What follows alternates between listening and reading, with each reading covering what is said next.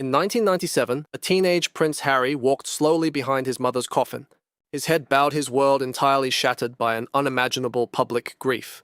Beside him, acting as a silent, fiercely protective emotional shield, was his older cousin, Peter Phillips. For 27 years, that specific bond was considered an unbreakable anchor, surviving royal scandals, brutal public meltdowns, and even a highly publicized transatlantic escape. But what looked like a lifetime of quiet loyalty has just violently dissolved. In an act of staggering social and emotional consequence, Prince Harry has been officially erased from the guest list of Peter Phillips's upcoming wedding. This is not just a lost invitation lost in the mail or a simple scheduling conflict. It is a definitive royal cancellation and a devastating metaphor for a man who has finally run out of emotional capital. This is the story of how an empire built on the weaponization of victimhood finally runs out of oxygen. Over the next few moments, we are going to unpack a devastating sequence of events that exposes the terrifying reality now facing the Duke and Duchess of Sussex. We will look at how the permanent severing of Harry's last authentic royal lifeline coincides with a sudden, panicked shift in Meghan's commercial strategy. You will understand why a seemingly innocent photograph of a child posted on the internet reveals a staggering moral contradiction, and what this deep, impenetrable isolation means for a couple whose entire brand depends on the very institution they try to dismantle. The golden era of untouchable privilege is over, and what remains is a masterclass in commercial desperation. To understand the magnitude of this fall from grace, we must remember the untouchable heights from which they plummeted. There was a time when Prince Harry and Meghan Markle commanded the absolute center of the global cultural zeitgeist. They were positioned as the modern progressive future of a 1,000-year-old monarchy. When they walked down the aisle in Windsor, surrounded by A-list Hollywood royalty and British aristocracy, they held an unprecedented level of social capital. They were deeply protected, massively funded, and universally adored.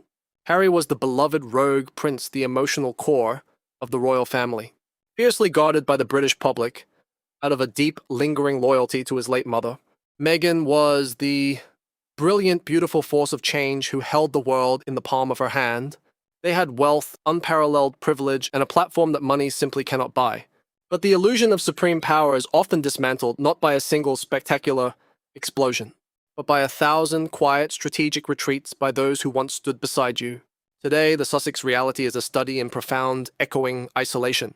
The glamorous circles of Hollywood elites, the former presidents, the billionaire media moguls who once practically fought to be photographed in their orbit have gone completely cold.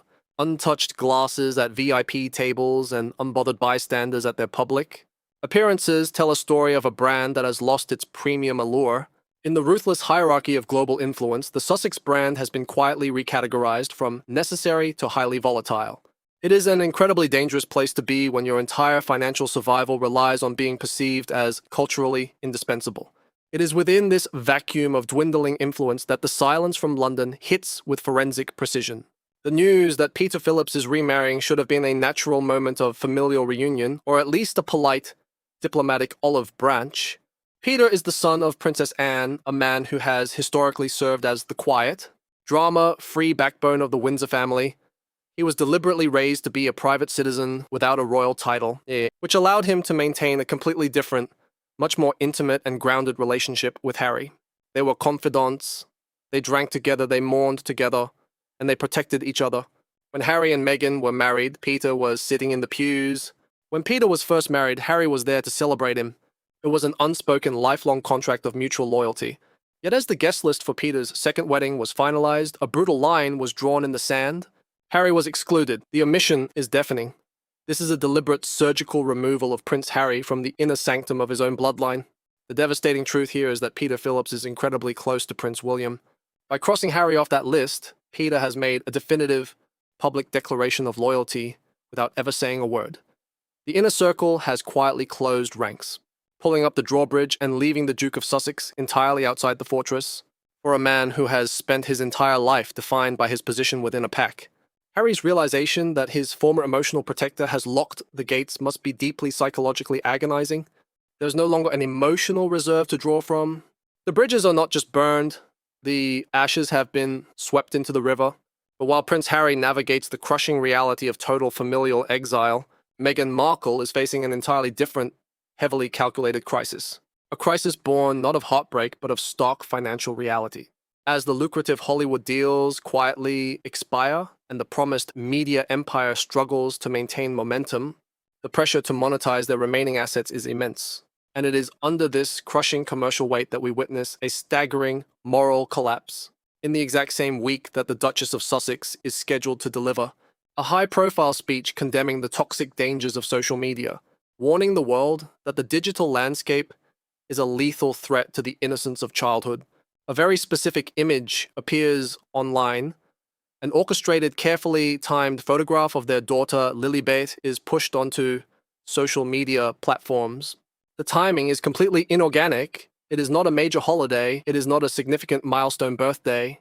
It is simply a moment when the Sussex brand desperately needs positive digital engagement, clicks and relevance to overshadow a negative news cycle. The psychological PR strategy here is breathtaking in its contradiction.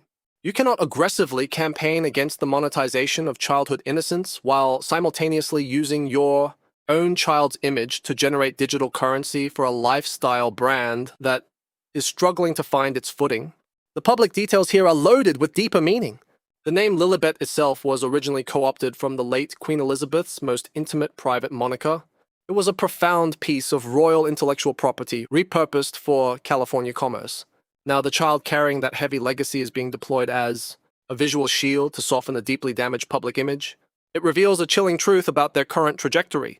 When the bankable currency of royal proximity is officially cut off by people like Peter Phillips and the Hollywood elite step away, the only assets left to leverage are the very children they swore to protect from the public eye. It is a textbook example of how the pursuit of commercial survival can force public figures to abandon their own stated ethical boundaries.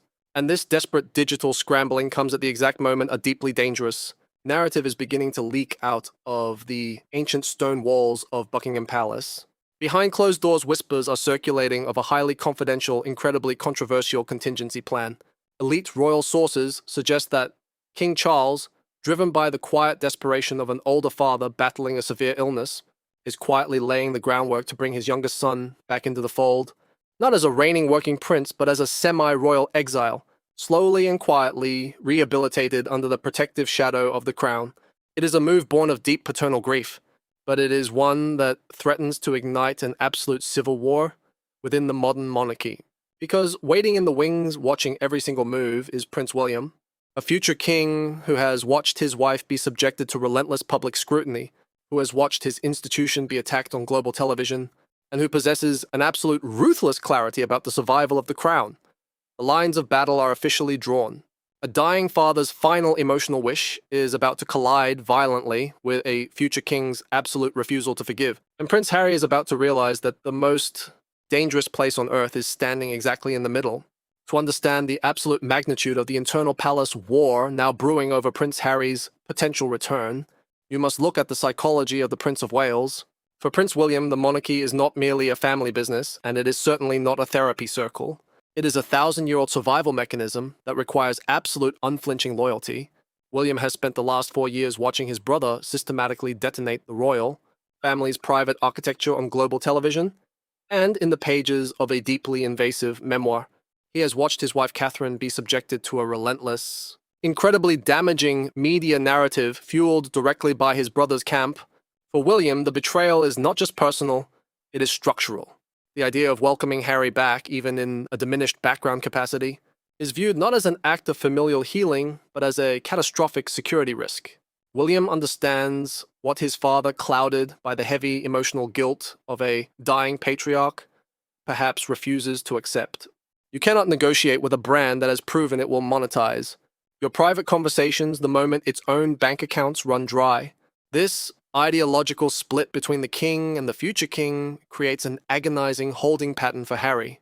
King Charles, facing his own mortality, desperately wants to clean up the fractured legacy of his family before his time runs out. He envisions a quiet, controlled containment strategy for his youngest son. But Queen Elizabeth was a genius when she famously ruled that there could be no half-in, half-out model for the Sussexes. She understood that proximity to the crown is currency. If you give Harry an inch of royal association, that inch will immediately be packaged, polished and sold to the highest bidder in American media, If Charles forces a reconciliation now, he is essentially planting a ticking time bomb directly beneath William's future throne. It is a terrifying burden for an older brother who is already carrying the weight of a sick wife, a sick father, and an increasingly fragile institution. Meanwhile, behind the heavy security gates of their California estate, the dynamic within the Sussex marriage appears to be facing an unprecedented seismic test.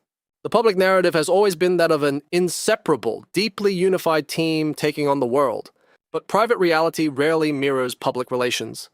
Harry's emotional trajectory is visibly pulling him back across the Atlantic. He is a man who was raised in the highly structured, intensely regimented environment of the British military and the royal court. He thrives in a pack. He needs a defined purpose. The crushing reality of waking up every day in a sprawling mansion with no official duties, no lifelong friends like Peter Phillips to drink with, and no protective institution to guide him has created a profound psychological vacuum.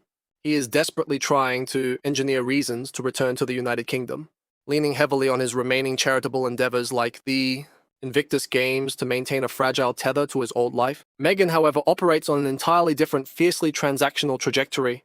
A return to the United Kingdom offers her absolutely zero commercial or emotional capital. She has no desire to step back onto British soil, where the public approval ratings are abysmal and the press has permanently turned against her. Her entire focus is on sheer commercial survival in America. She is attempting to pivot away from the toxic, exhausted narrative of royal victimhood and rebrand herself as an elite lifestyle curator. But this creates a massive internal conflict for the Sussex brand. The core product they sold to the world, the multi-million-dollar deal they struck with global streaming giants, was the intoxicating promise of unparalleled behind-the-scenes access to the British monarchy. Without that royal friction, without the explosive palace drama, the market value of Meghan selling jam and lifestyle aesthetics is startlingly low. Look closely at the subtle visual shifts in their recent public appearances. That detail matters immensely. The joint hand-holding, impenetrable, united front that defined their early escape has quietly dissolved into parallel, entirely separate professional lives. Harry travels globally for his veteran charities, looking visibly strained and increasingly solitary. Meghan remains in California, pushing carefully curated, highly filtered product placements on social media. This is not an accidental shift in scheduling. It is a deliberate, desperate brand recalibration. They have realized that their combined presence is now viewed as culturally toxic by the Hollywood elite. So they are attempting a professional separation to save what is left of their individual marketability. But it is a dangerous gamble. By splitting the brand, they are exposing the very fragile foundation of their post-royal existence. This is exactly why this story continues to captivate millions of viewers around the world. We are not just watching a celebrity fallout, we are watching a devastating, real-time psychological thriller about the price of ultimate betrayal. It is the profound tragedy of getting exactly what you asked for, only to realize it is the very thing that destroys you. Harry demanded total freedom from the suffocating grip of the royal institution. He demanded financial independence. He demanded the right to tell his own truth. But the intoxicating high of that rebellion has worn off and the crushing hangover of reality has set in. He traded the unquestioning loyalty of an ancient bloodline for the fleeting, highly conditional applause of a Hollywood ecosystem that discards people the moment they cease to be profitable. The schadenfreude we feel is not rooted in malice, but in the glaring exposure of a staggering moral contradiction. As we look toward the future, the window for Harry's redemption is closing with terrifying speed. The power dynamic is permanently shifting. King Charles is the temporary bridge, the final sympathetic ear in an otherwise impenetrable fortress. When that reign inevitably ends, the keys to the kingdom will be handed directly to Prince William, and William has made it abundantly clear through his silence, through his proxies, and through the deliberate actions of allies like Peter Phillips that the era of Sussex appeasement is over. The gates will not just be locked, they will be sealed in stone. Harry is standing on the precipice of a total irreversible erasure, and the most haunting part of this entire saga is that when the final door shuts, he will have absolutely no one to blame but himself. If this deep dive gave you a clearer understanding of the hidden mechanics behind this royal collapse, make sure to hit the like button and subscribe to the channel. We unpack the psychology of power, PR, and public downfalls every single week. Leave your thoughts in the comments below on what you think William's ultimate move will be, and I will see you in the next one.